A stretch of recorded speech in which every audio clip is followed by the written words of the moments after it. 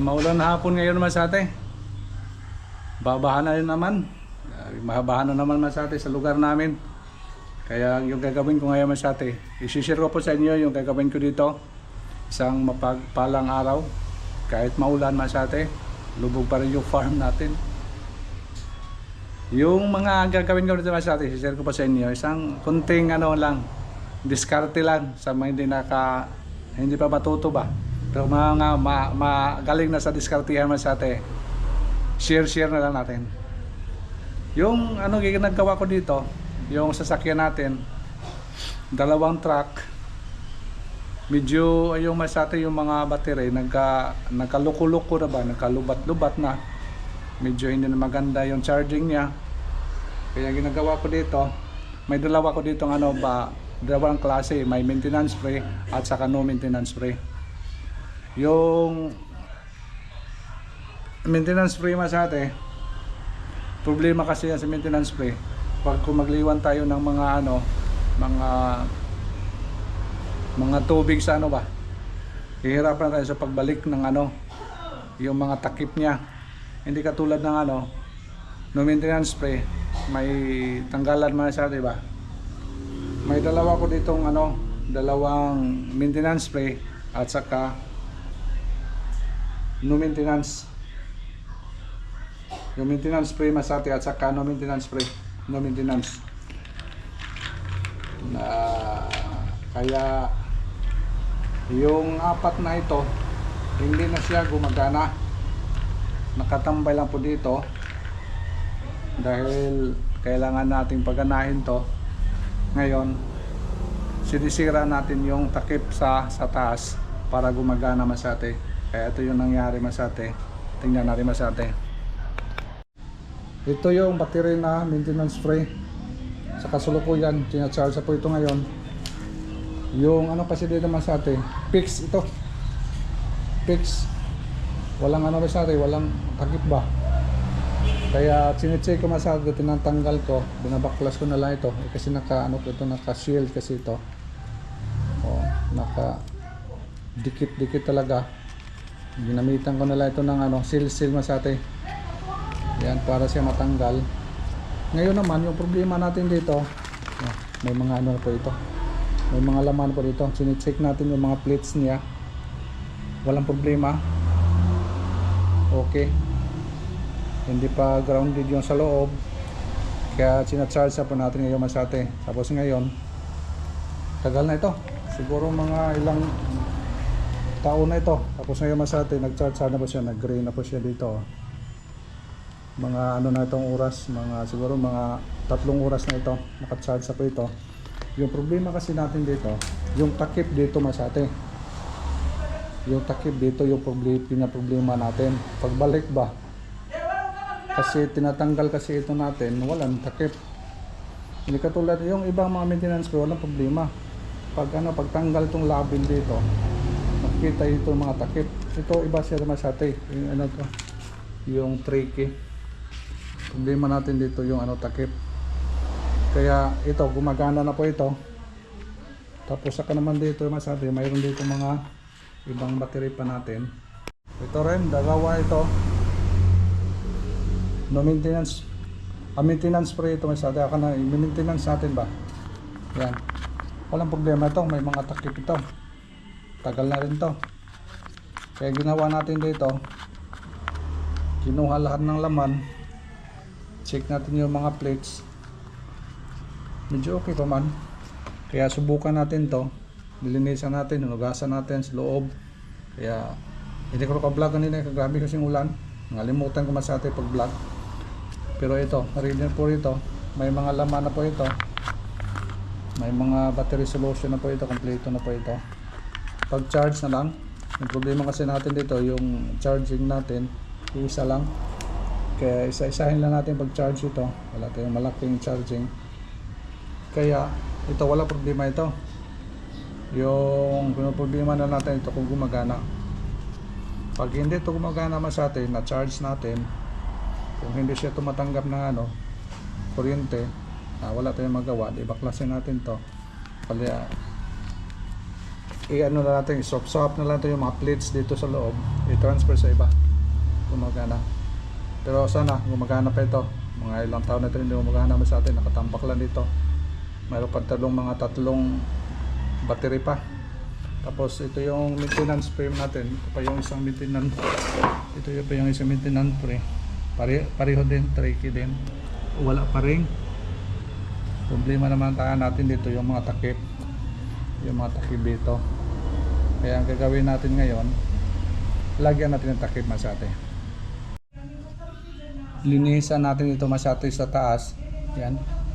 Tanggalin natin to para siya malagyan natin ng cap. Ito yung nahanap ko dito masate, nahanap ko itong solusyon.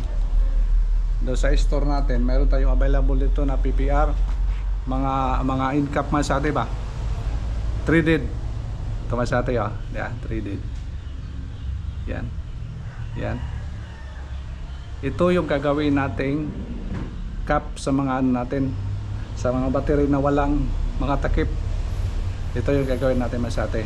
Kaya sishare ko po sa inyo kung anong gagawin natin dito. Anong paraan sa paggawa natin dito masate. At dilinisan muna natin. Tanggalin muna natin masate. Ito yung mga nakaharang.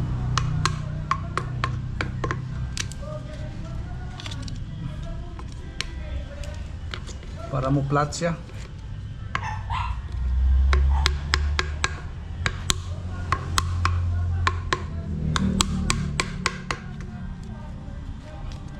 Kasi pantay dito yung ida nakalubog, tapos itong taas nakaangat.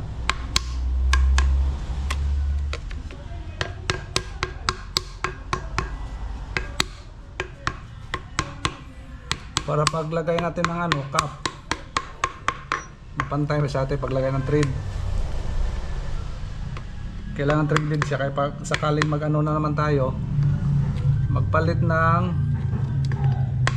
battery solution, ano siya, ay pumasok yata pumasok pa sa loob.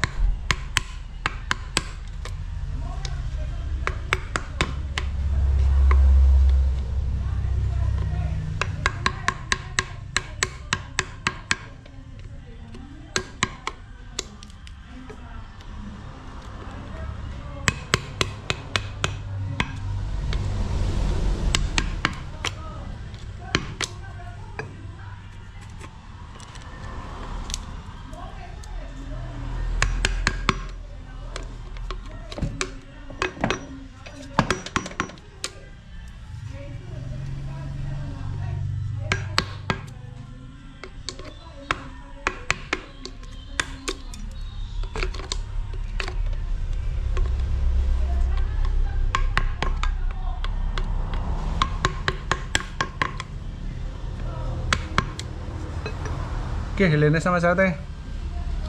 Pwede na tayo maglagay ng cap dito. Ayos.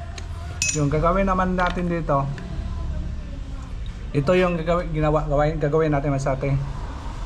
Anuhin natin, sunugin natin, may thread kasi ito. Yan. Yun ang i-thread natin dito. Pag maano naman sa atin, may thread na, saka natin ipasok na ito yung mga cap natin. Yung mga cap natin dito, saka na yan ipasok. Kaya iti-trade muna natin. Wala kasi tayong pang traded. Kaya yung gagawin natin masate, papasuin natin ng blowtorch.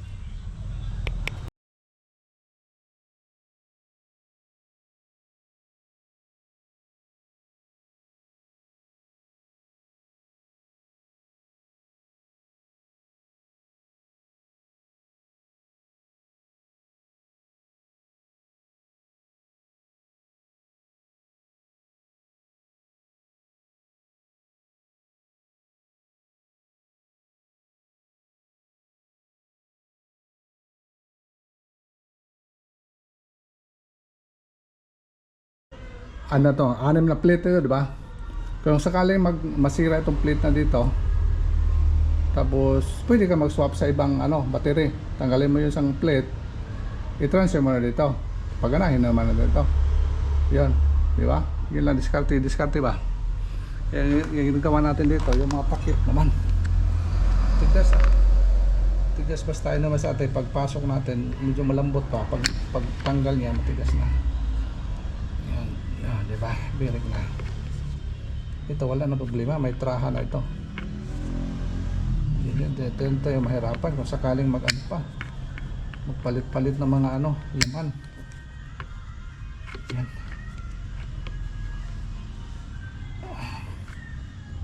Hindi mabunot. Yan. Nakatrahan naman sa atin. Ang gagawin natin dito, linisan natin dito sa mga bunganga para maano siya, para makuha yung mga dumi-dumi.